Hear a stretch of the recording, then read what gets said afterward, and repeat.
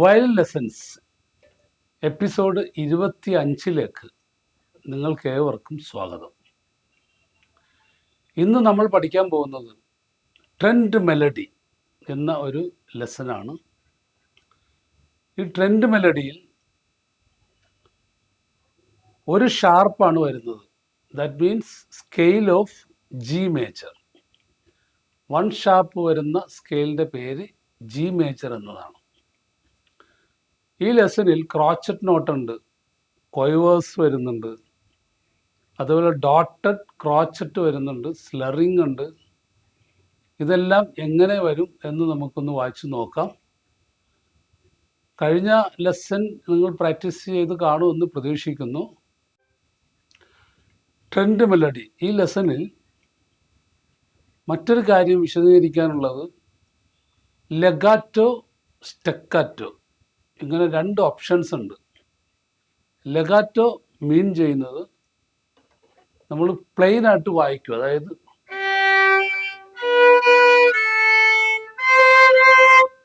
ഇങ്ങനെ വായിക്കുമ്പോൾ അത് ലെഗാറ്റോ ആയി. സ്റ്റെക്കാറ്റോ മീൻ ചെയ്യുന്നത്